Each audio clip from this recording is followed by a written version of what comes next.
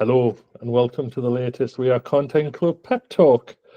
And I'm going to hand it straight over to Calvin and Imran, and they're going to start their talk. So I'm assuming it's Imran that we're going to first. I think Calvin's starting off actually, but we've got to get all the slides shared and stuff anyway. We've told our team that we're doing a talk, so what I always like to do when it's any of our events, I know it's not our event, it's a content club event. We always like to take a little screenshot so we can share it with the team and let people know, hey, we were at the content club. So it's something we'll probably share with our team and maybe share on something like Blue Sky. So if anyone is happy to be in that picture, please opt in by putting your camera on right now. And I'll give you a lovely countdown to put your best smile on. So if you're happy to be in the picture, can you stick your camera on? And we'll take a little talk picture. Okay. Yeah, I can see cameras coming on. Hey, Sheena. So I'm going to count down from 3. So 3, 2, 1, smile.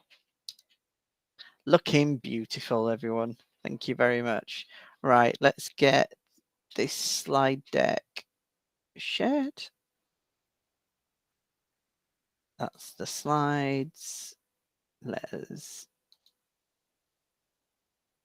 get it into the correct view. Cool.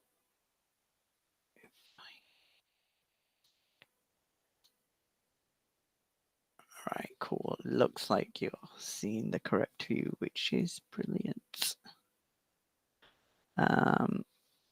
Now, what I need to do is get this shared with Calvin. So, I think nope, those are your arrows.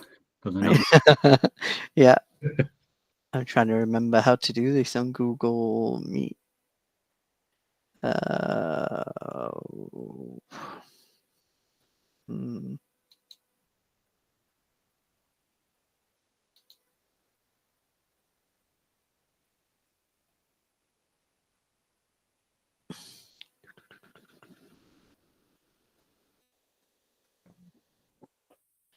You're not late yet, Rose. We haven't really started.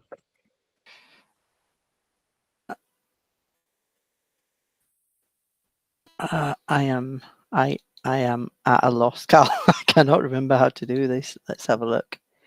My instinct will be under the people tab. Right, yes. Good shout. It's only my instinct, though. I've never had to do it from the other side. It's got you as a co-annotator. I think that's slightly different, but yeah, I get to doodle. It'll basically co-annotator will let me doodle on here, so I can draw some stars in the meantime.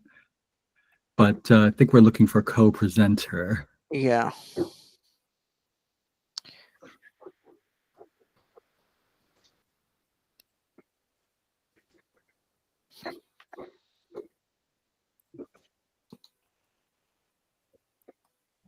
I think I'll be getting my editing skills into practice.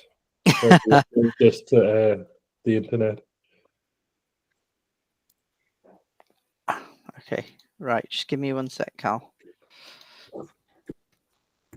No worries. We can do this the old-fashioned way, if needed.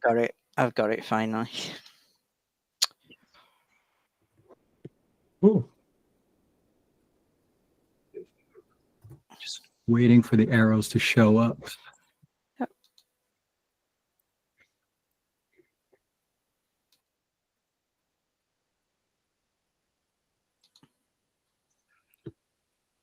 Oh, I think I know this one. Hang on. I've come across this one before.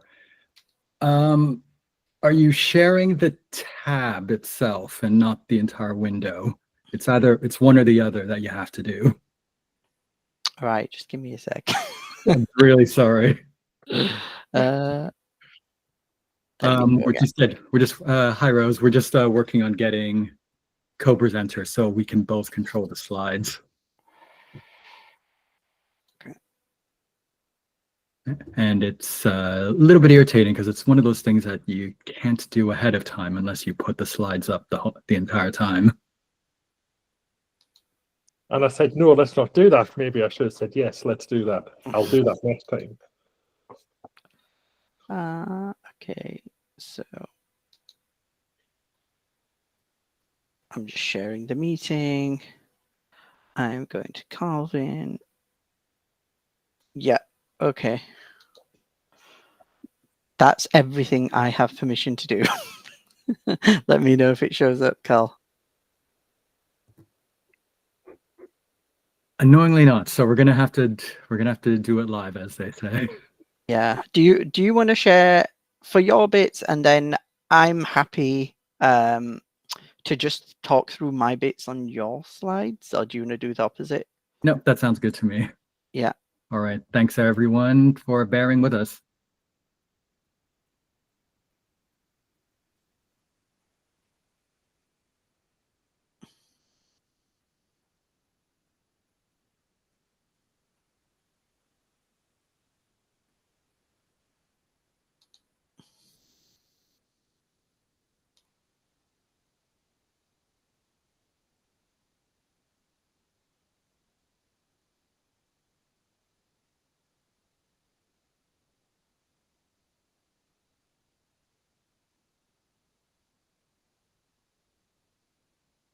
All right, and there are my speaker notes. All right. Thanks, everyone. It's good to see everyone, and thanks for bearing with us. So, yep, our talk here is talking about bringing everyone into content design. So it's going to be a little bit about my work on the gov.uk design system team at GDS, the Government Digital Service, what it's like working on the team, and a current piece of work that Imran's really helping me with to get the team more involved in content design and basically help me cope with being the only designer on this team. But because it's an audience of content designers, I'm going to spend a little bit of time talking about my background because I feel like I never get to do that too much. But hi, everyone. I'm so excited to be here because I was actually part of the first content club in the autumn of 2020. And I remember what a great feeling it was to be part of a group of content designers. Like, a lot of us have to work on our own. A lot of us have to work with a lot of people that might not understand what we do. And so it's just so important for us to have these kind of spaces. And I also really love hearing about just where else content design is practiced and the organization and environments that it happens in. So the brief was to talk about my squiggly career path that I think Tom and Nia sent me.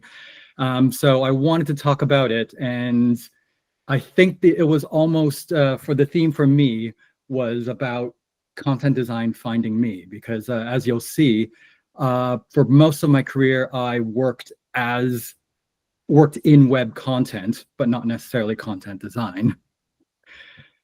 So we have to start somewhere. Let's start when I moved to the UK. You can probably tell from the way I talk that I'm not from the UK originally. I originally studied journalism in Toronto, working in various news and media organizations. And I kind of found that I actually quite gravitated towards the digital side of things. They called it web, they called it interactive. And these job roles included titles like content manager, web editor, web producer. And the first one the UK had was this one here at Haymarket Publishing. And I worked on a few publications. So there's this website, which was a now defunct website called Brand Republic, which covered the media, marketing, and advertising agencies. And the content that I worked on here was basically taking news articles that reporters were writing and figuring out how to best present them on the website. So basically, repurposing content is one way that they used to call this. And from there, I was able to move on from like a publication that covered the advertising agency.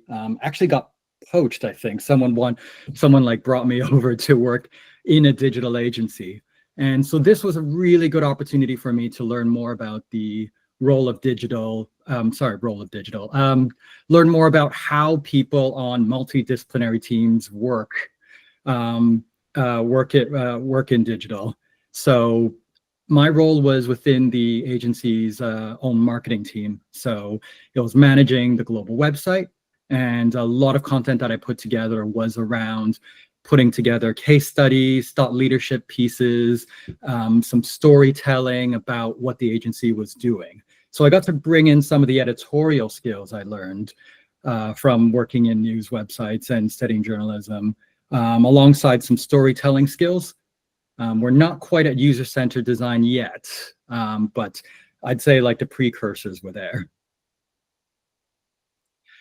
My role after that was working at the London School of Economics. So this was a department that was the summer school and executive programs. It was a department that was really focused on student recruitment, and I was responsible for the website and its social media channels. So it was, I got a surprising amount of authority here to manage the website. I think I was left alone on this a lot. And what I used this opportunity to do was I was really brought in a lot of, I got to teach myself a lot of skills in terms of digital marketing, and eventually also a little bit more about user-centered design to help students, find out everything they wanted to know about a program, how to apply, and help them through it. And from that, like, we had obviously a very interested and responsive base of users and students, and I got to get a lot of feedback. So actually, I learned a lot in this role. But this was around the time when like Sarah Winters and content design started becoming a thing, and the whole idea of being part of a proper discipline where my job title doesn't change every 2 years sounded really, really cool. And so when Transport for London was recruiting for content designers, I jumped at the chance. The staff pass that you get as a TFL employee really helped as well. And this was kind of like my first exposure to kind of like larger scale digital teams. So the team, a lot of them are a whole bunch of different areas, but the main one was on what was called road user charging, or the driving section. So not quite what I expected when I joined Transport for London. I thought I would be more about, I'd be working on Crossrail or something like that.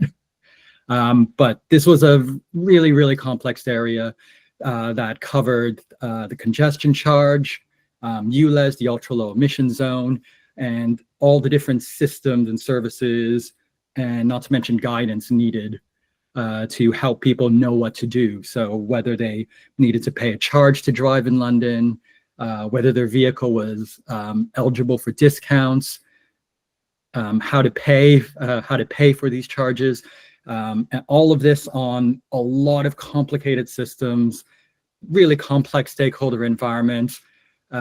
There was a lot to learn here, and there was a lot of challenges. And it was during this time here that I really relied on good content design practices to speak with stakeholders, and also to understand what the heck was going on like tech teams when things kind of go wrong, or when you're being asked to write content in very strange ways. So again, like, this was really, really important in my development. And so today, I work on the gov.uk design system, where I'm, again, the sole content designer on a team, but I work with a team of 18 very, very supportive, switched on, and honestly nice people. And you'll hear more about that as we go on in our talk. But before we go to that, I just wanted to like kind of note that these career paths always sound so smooth and perfect and joined up together in these kind of chats. And just wanted to acknowledge that, yeah, that I did experience like a few setbacks along the way. Before content design, it was really difficult for companies to recognize the value of like what we do, and that having a good user experience, having good content that people will read, it does take effort and it does take resources. For me personally, there my career setbacks, like on one of these roles, I was made redundant, and that really affected like my confidence, not only in myself, but also in the kind of like viability of content design as a career path, whether this is something that I actually wanted to do. And the other thing is, like, during this time in the UK, I was also working on sponsored visas, which I can go into as a whole other talk, but it does, but like having your employer having to sponsor you and jump through all those hoops, and also the fact that it's tied with you where your ability to live in the UK does present all kinds of challenges. So I wanted to like really acknowledge that for everybody. But for the design system, I'm going to hand over to Imran, who will let me take a quick break while he talks a little bit about what the design system is. Great stuff. I'm just going to give a little finger wag when it's the next slide time. So, okay, great stuff. So I'm Imran. I'm a community designer on the gov.uk design system. So Calvin and I work together on the same team. So just a little bit of context about gov.uk and the design system. I'm going to go very briefly through this because some of you probably already know about this, but gov.uk all looks like one website, but it's thousands of individual websites, and those are built by hundreds of teams right across government and the public sector. How do we ensure that each one of these teams builds a website that's consistent? How do we ensure that gov.uk continues to look like just one website when a citizen accesses it? We need to have a website that they trust and recognize as the kind of gateway for interaction with government services. The answer is the gov.uk design system, and that's the product that we kind of work on. The design system contains everything that a team in government might need to build a website that kind of looks and feels like gov.uk. Before we get too much into that product, just want to talk about design systems as a concept. So you'll notice that users are practitioners. So unlike other kind of products in government like Pay and Notify, our users can often influence whether their service will use the design system and how much of the design system that they kind of want to use. It's not mandatory for our users in government to use the design system. Generally, we drive that adoption from the ground up rather than through policy or pressure from the top down. Although, having that top down backing definitely helps sometimes. So this is one of the reasons we really focus heavily on building and maintaining a community, and why you have a community designer on the team. I think it's also testament to how good the design system is that people aren't mandated to use it, but they choose to use it. So I'm sure you know this, so I'll be very brief, but in general, gov.uk, the team here, maintains gov.uk pages up to a certain point, usually the Start Now button. Then it's generally passed over to other departments and agencies to build their own services from there onwards. And that's where the gov.uk design system really shines. It allows teams to get the basic building of services up really easily. That can be color, shape, form design, form elements, etc. So users also have confidence in anything that they use from the design system because it's used by many other services. It's backed up by research. They know it's going to kind of be accessible. So teams can kind of focus on the more valuable problems, the real value add, which is getting the, the key questions, the content, the user journey, and things like that that flow absolutely right. Here are examples of 6 services you've probably heard of before. They're built by different departments and different teams, but you'll notice that they pretty much look the same. They all use the design system. In fact, probably most services on gov.uk use the design system. One of the challenges for us is that users don't need to register or kind of sign up to use our product. So we don't have a precise list. We don't track. We try and keep our code quite clean as well. So we don't put trackers in there to see how many people are using the design system. But we did an analysis recently of the top 75 services in government and found that 63%, so that's 33 out of the 52 of those services are using the design system. Of those ones that weren't, in that 63%, only 5 did not use the design system, and the rest were kind of in a grey area where we couldn't tell if they used it or not.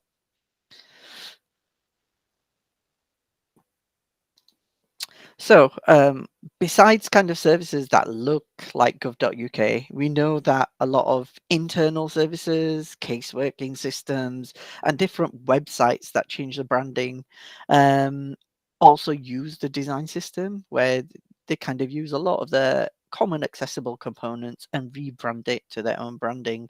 And one of the more challenging product questions is what do we do for this group of users who rebrand and how can our work kind of carry on? We also have other organizations and foreign governments duplicate and extend our design system. Sometimes they use it as a starting point and make it their own. The NHS, for example, is a really good example of that. Over the last couple of years, the team's spoken to many different delegates and international teams that have reached out to understand how our product works. So even sometimes when they don't fork our design system directly, we're still working with and coaching other teams around the world on how to develop their design system. We do also do a lot of kind of community engagement with people from these different departments that build these services. We have a monthly call where we'll kind of do show and tells on what we've been working on. We'll have discussion topics. Sometimes we run workshops. We have community-led demos as well of ways people are taking our components and slightly adjusting them. So it's a really involved community in general. We do also host a quite large annual conference called Design System Day. So apart from these small kind of events that are pitter-pattered around the year, we try to have one more big bang event. And this is kind of a way to, we use it after summer actually. Because in summer, people go on holiday, they come back and they're in that kind of summer vibe. They've just been off on break. And this is a way to kind of pick up the collaboration after the summer when the kids have gone back to school for a lot of people. And for us, it's a really good way to celebrate our community as well. And yeah, this is just some lovely pictures from the latest Design System Day, which we hosted in Liverpool. We were lucky enough to, we had a really nice content panel actually talking about how we push content design forward. We had some other kind of keynotes, and bottom left, you can see the highlight of the day, which was the rock, paper, scissors tournament with the grand final on stage. But yeah, it's a celebration of our community, and we tend to try and make it fun as well, because we enjoy the work that we kind of do. Back over to Calvin for the next part. Thanks, Imran. And yeah, with all that kind of setup out of the way, hopefully I can start talking about some more nitty-gritty stuff. Because on the team, I work on a lot of different types of content. I'm responsible for this kind of, to support all the things we talk about. And if I had to summarize it, I would summarize it into these 4 groups, which I will go into now. First, we have our guidance content on the design system website. So this is pretty much all the information about a particular style, component, or pattern. So, so it talks about how it works, how to use it, important things to look out for in order to make it inclusive, and as well as like accessibility tips and things that need to happen in order for like not only the component itself to be accessible, but for it to be accessible when used in a service. We also talk about the research that backs up some of the design decisions in there. And all this needs to be written in a way that's as applicable to as many services and organizations and groups as possible. So I only go into this detail because y'all probably appreciate some of the challenges there. There's also what I personally call UX writing. Some folks might call it microcopy or interface copy. These are the bits of content that that kind of go in within a service or within an interaction. And for me, I'm like writing on this at a kind of like one step removed process, because so within all our components, we have these coded examples, the real world examples. So software developers can just lift the code and put it right into a service that uses a design system. But for these examples to work, we really do have to have working, plausible example text in there. And it has to be written in a way that hopefully kind of like is backed up by research, and also doesn't, how should I put it? Doesn't send a message that we did not intend to send, because sometimes people can read a lot into examples. Then we have release comms. So these are messages that we send on in the community. On the screen now is a Slack message, but we also send an email to our mailing list as well. And these inform the service team when we update this design system, and particularly what they need to do when they update. So this is especially important because once in a while we will put out breaking changes where we need to tell the user to do something they normally would not. And this might also be something that requires them to make changes in their own service to update. And then finally, we have community comms. So alongside the importance of kind of like managing our reputation, keeping our users informed, it's really important for us to bring in as a wide and diverse group as possible into the design system. And like as Imran said, like we really rely on our community for the design system. One, because I think like it's hard to, I'm not sure we got the point across yet, but it's a contribution-based design system. So we're not creating these components. We really rely on teams across government to contribute these components, submit them in so we can bring them and add them into the design system. And also, it's really important for us to be connected to service teams as our users, so we know how well we're doing. And so what's it like working on a multidisciplinary team? And I guess herein, what are the challenges? So this is the whole team. I'm the sole content designer on the team. As you can see, there is a technical writer as well, but I'm responsible for producing or overall responsible for the content from the work of everyone else on the team.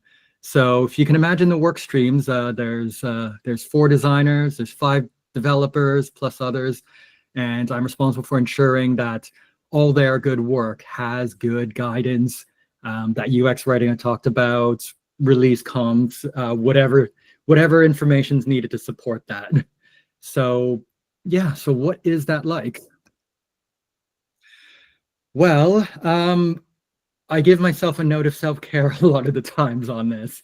And this is one thing where like I find it really easy to think that like if I'm not like directly writing something, I'm not working. And that's just not true. That content work is not just writing, reviewing. Anything that leads to writing the content is good work. So that could be finding the right user need. It could be talking with your team or subject matter experts to like figure out what the policy is and figuring out what the message is. That is every bit as important as writing the words, if not more.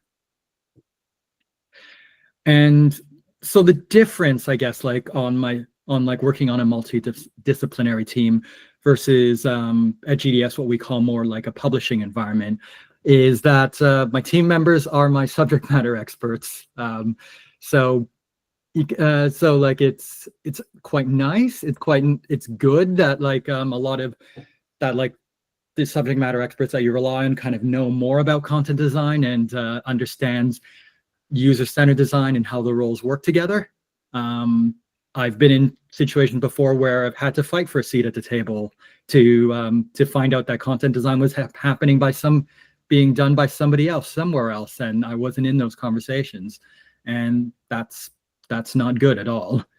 But the challenge on a multidisciplinary team is understanding what the content work is as the work is in progress. So you're really coming in when things are forming, and not only that, but like you have to, or like I have to try to understand what the content work is for a specific piece of work, and then articulate it for everyone else, so we're all on the same page.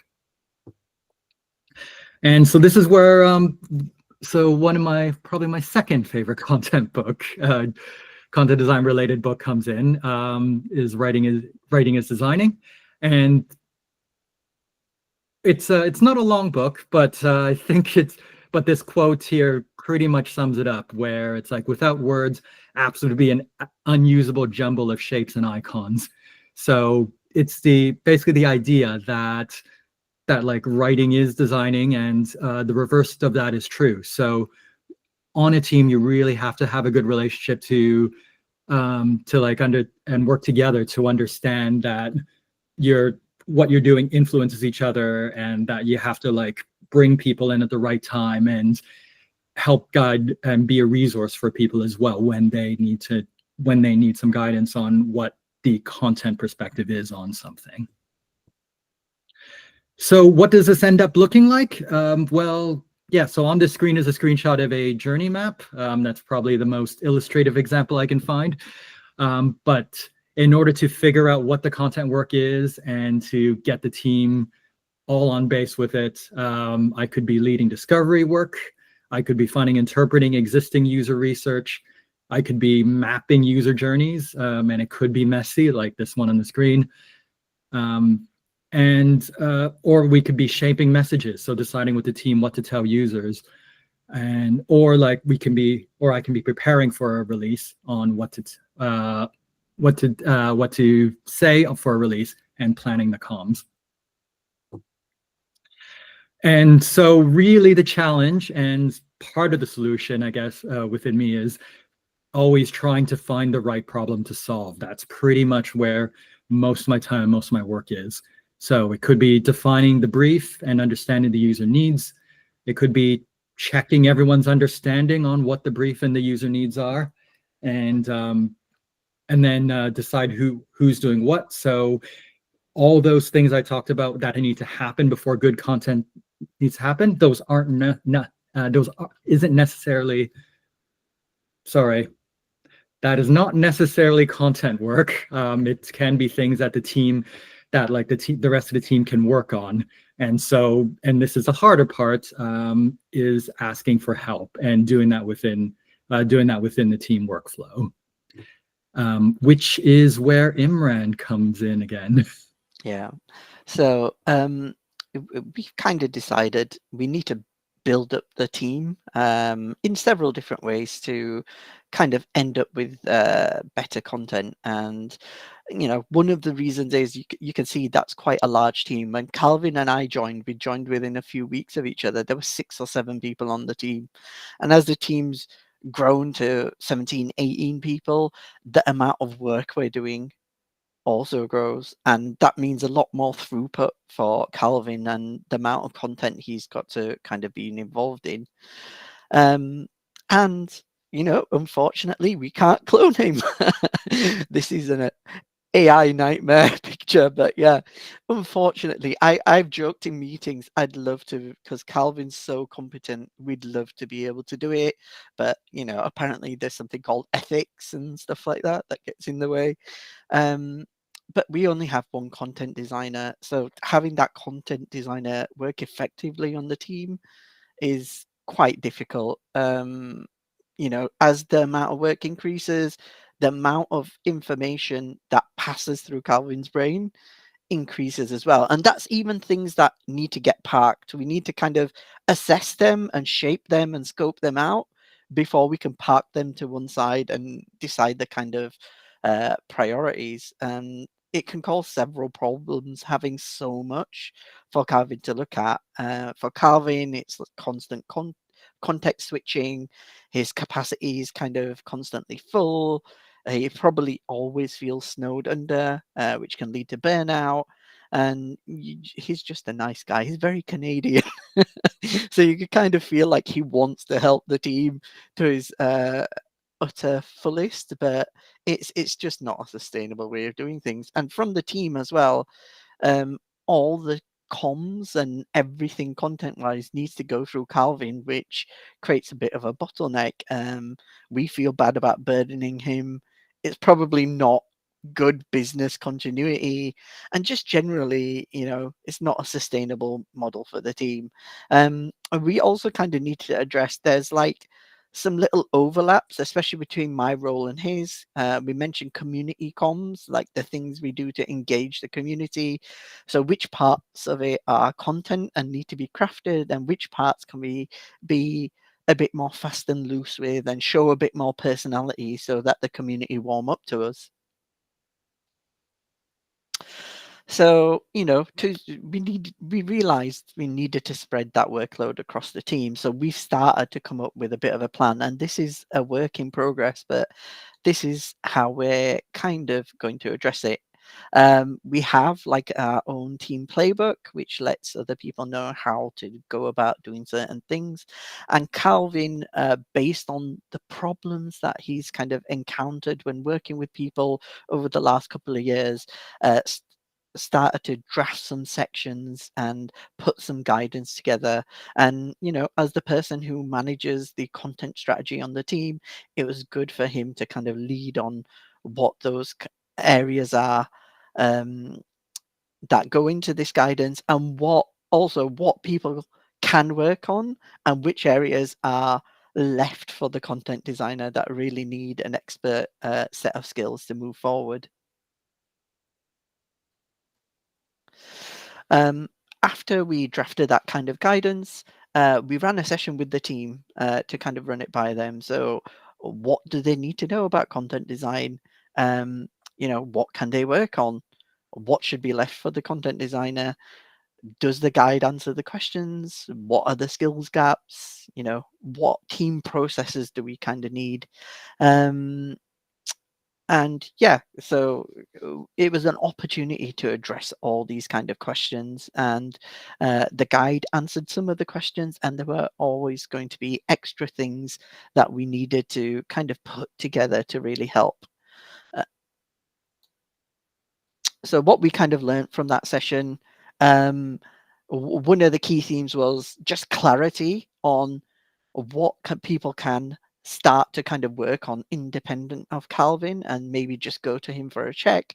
Like I said, with our team, with the massive amount of community engagement, we also have like community values of seeming really inviting and open, and we like all the members of the team, whether they're a developer, a content designer, a delivery person, or a community person, or interaction designer, to be able to reach out to the community. And that's quite often because people who are interaction designers want to speak to interaction designers. Content designers like speaking to other content designers because they work in a similar kind of context. So we like to get everyone kind of communicating, but what is safe for them to have a go at, and what things do we definitely need to leave for Calvin, because that's where his expertise is appreciated.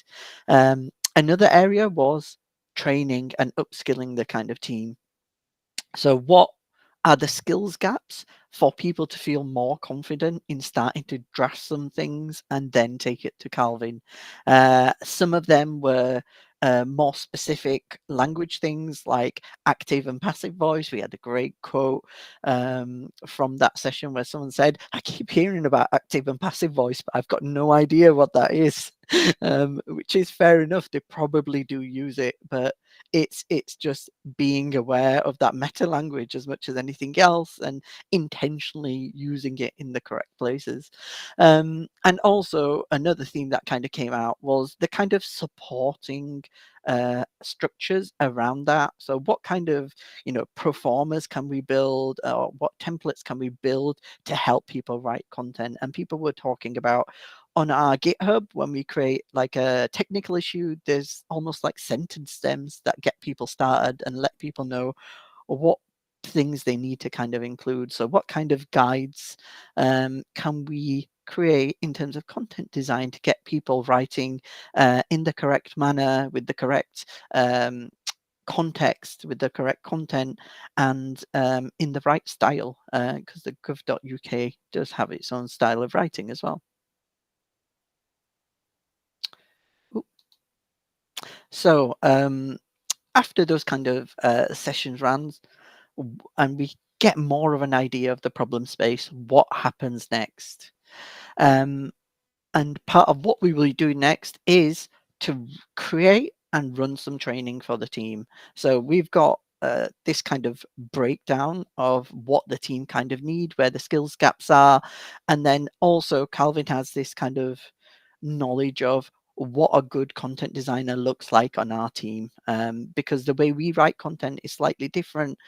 It needs to go out and be agnostic for content designers right across government. So there's a bit of systems thinking in there. So we're going to run some training to develop the content skills, and talk a little bit about how Calvin does that systems thinking as well.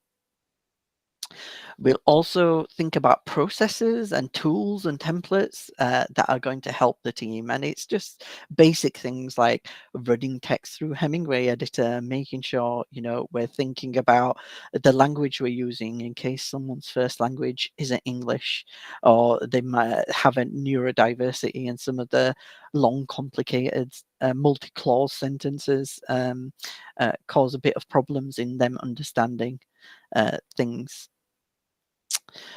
On a social side, we also kind of need to get more of the team members confident with engaging in the community. We do have people who do talks on a regular basis, including Calvin and Chandel, who's on the call and also in this picture. But there are other members that still need to be coached a little bit to find that confidence and interact more. And that can take any manner, whether it's on our GitHub, on Slack channels, or it's something more visible like writing blogs or doing a talk. We just want to help people move a step forward from where they are. It's not about being uniform and everyone doing talks and show and tells in open public forums. One other thing we're going to do is kind of do a lot of feedback and coaching. So we're going to have these supporting structures in place, but when people do write something, they also need feedback and support once they're actually in the midst of it. And luckily we have a really strong culture on the team to really support each other, and Calvin is just super Canadian and nice and is willing to support people as well in their kind of skills. So with that bit of coaching and the feedback coming in when people do attempt to do those kind of first drafts, we're hoping those capabilities will progress and we'll be able to take some of that load, at least on the community comms, off Calvin's hands.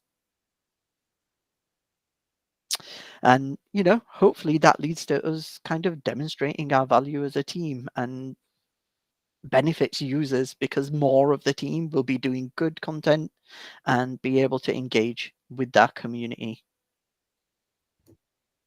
All Back right. over to Cal. Yes, and it's back to me to wrap this up. So involving the team to create better content. So to pick up where like I was before, like it's not easy to ask help, or even like to ask them to take over some of your role. But what hopefully I'll be able to do more is asking team members to bring me in at the right time. So not necessarily all the time either, but getting the right balance where content design thinking is needed. Avoid using empty placeholders. So empty boxes, lorem ipsum text. I haven't seen one of those in a long time, but let's keep that up. The next phase of that is getting team members to help write first drafts. And this is to help, and this is like probably one of the better ways to just pin down after like writing out user stories, the best way to pin down what's needed in a piece of work. And basically use their knowledge to think more like a content designer. So to kind of know like what the user needs and the content brief is. In terms of filling skills and gaps on the team, Imran pointed out some of those. So writing clear and plain English, I think, is something that's kind of like quite quick and effective. And this can be from teaching knowledge of content design process. It could also be from writing style guides, or even like books such as on writing well is one of them. The elements of style is another one that's a good one about just of effective writing. So basically highlighting good resources and like enabling the team to use them, or even like the things like the GDS style guide, like what a style guide is good for and what it can be used for and what it can't do as well. There's some day-to-day stuff like training on how to use our content publishing tools, such as MailChimp, which is the email marketing tool that we use to send out emails to our community. And overall, like as Imran said, is building confidence for team members to help get involved a little bit more in content. And so part of this, on the flip side of this, is also defining like empowering team members while defining boundaries. So I really want to be clear about when I need to work on a piece of role and when I can take more of a supporting role. And when I take a supporting role that I'm still there for my team members and teammates, that I can still support and help do these things. But then all this within the context of still owning the responsibility for content quality on the team. So there's a need to establish clear standards and review processes for like high risk types of content, and so that team understands when there are these kind of risks.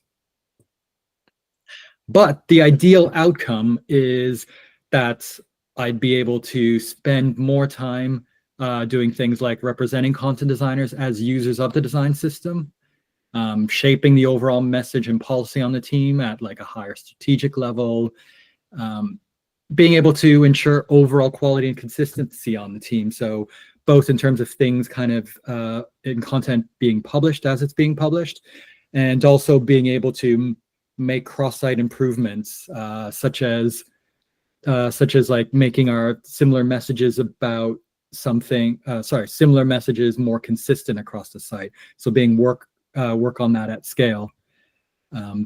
And there's some recent work on that has been when we did some work on adding guidance to help teams meet like the new WCAG 2.2 guidelines.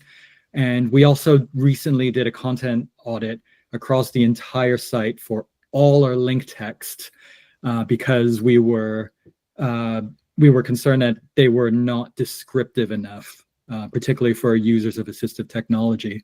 So we did a big piece of work to audit every single link on our site and go and change them across the site. So that it was a great example of a site-wide improvement that I wouldn't be able to do if I was busy working on things day to day, just getting things out the door.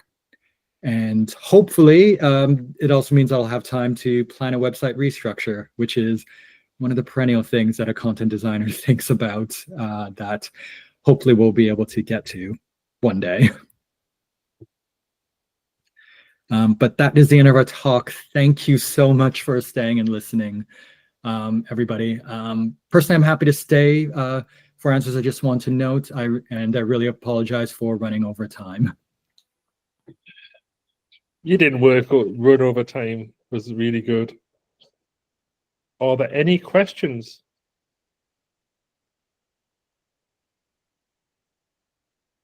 I have a question, Calvin. Is everybody enthusiastic to be doing your work, so to speak, or does anyone think like they're doing your work and you should do it all? There's definitely some. I think like I'm not sure if I had to quantify, because I think everyone like kind of sees the value in it. There's definitely like a lot of enthusiasm. But like one of the slides that Imran put out was like the thing that was most important for team members was to have clarity on when a content designer needed to be involved. And this is where it's a work in progress, because I tried to come up with a list of questions and kind of like rationale and things to look out for. And they basically, I think like the group pretty much universally politely declined it and was saying, can you just give us a set of criteria, please? Yeah. Yeah, it still seemed like a lot of work to figure it out, but yeah, it was still a gray area. In general, speaking from someone who tries to support Calvin, I think everyone's really supportive. I think we all recognize how much work he does on the team, and we want to lighten the load. And then also kind of we want to be proactive and be able to get stuff to him like a few steps ahead if it's kind of possible. So knowing if we kind of demystify that little bit of gray in the middle where we can kind of step in, then hopefully we can just get our work done quicker. So yeah, I think the team all recognize the importance of content design, but also recognize the kind of weight of the work that Calvin does as the sole content designer on the team. So yeah, hopefully we can do what we can to support him going forward. Yeah. So Chandel in the chat is mentioning the bottleneck where, any sort of guidance, like if we're developing 2 or 3 different things at the same time, all the guidance really should be checked by Calvin. Now, imagine it's not just being checked, but Calvin has to write it for 3 different things at the same time. It's a lot of context switching. He has to get into that squad in our team and find out exactly what's going on, what he needs to include, what he doesn't need to include. It's just, yeah, very, very complicated. And just to reiterate as well, the kind of content Calvin works on is just like there's a level of complexity as well, because it doesn't just have to work for one service, it has to work for every service. So like you're writing 3 things at the same time, and then you have to systems think right across government. So it's kind of, we recognize the work, and that's why we're willing to help, I think. Yeah, and it's also makes the writing relationship like a lot better. Like it's just a slog for someone to draft something and like chuck it over to me, and then I chuck it back, and it just goes back and forward. Like it's you really want to like work on things in a way that you can collaborate and that you're like shaping it together. Sounds amazing. I hope it I hope it keeps improving. Does anybody else have any questions?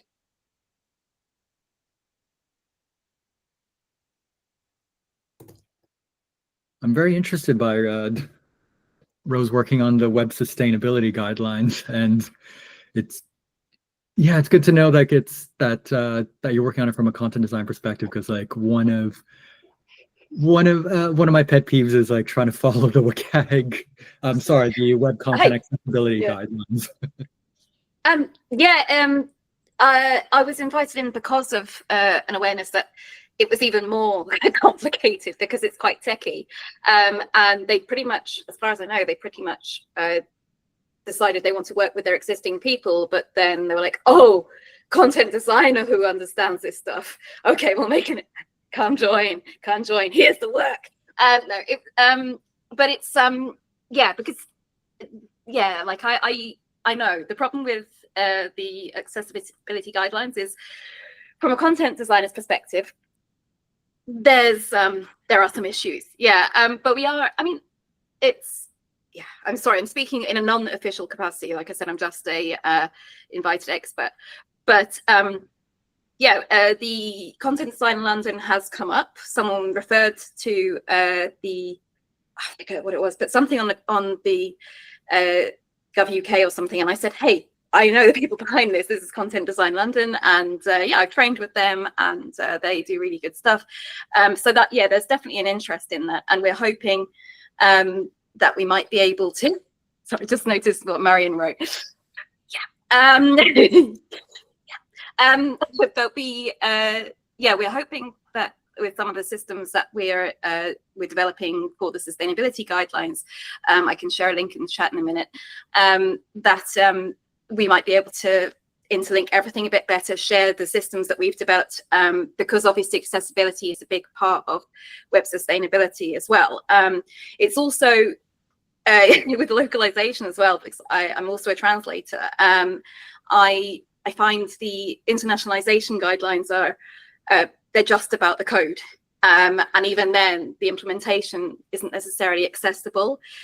People often treat like localization as an afterthought. So, we've made our website accessible in English. Okay, but then it's translated and they don't translate alt text, stuff like that. So I feel like I'm helping. It's an interesting process, and I hope that we can influence the other guidelines as well. I know that there's already some interconnection between the different groups, there is a whole section on UX, which probably is quite of interest to the people here, that before, obviously, there hasn't been any kind of guideline on UX at all, but now there will be, but it will come under sustainability, because everything interlinks back, goes back to sustainability. I'll share a link. But if anyone has any particular questions, I can try to answer. I'm just thinking, maybe we might have our next pep talk. I know, I was going to say the exact same thing. Oh, okay. So what do you mean? I know nothing about this, but what do you mean?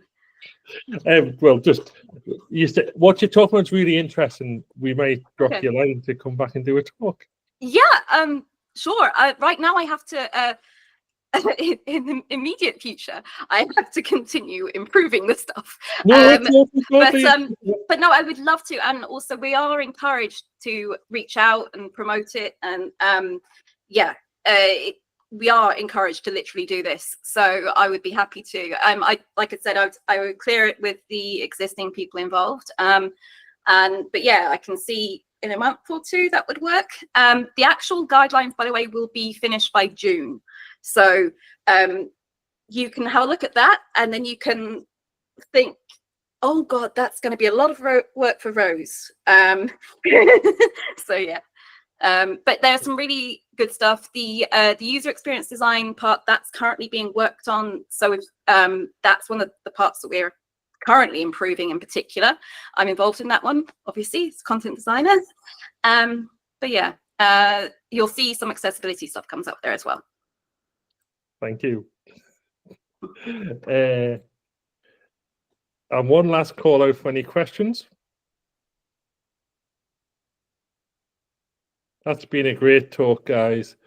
I'm sure I have 1,001 questions, but I won't bore everybody, because it's just, and where I'm working, I'm going through the same thing of trying to sell content designing, but a different methodology might be doing what you guys are doing. But anyway, thank you everybody for coming, and Yeah, we'll thanks see for you all listening, soon. everyone. It was really nice. Yeah, thank See you you. all later. It's really good to hear from all of you as well.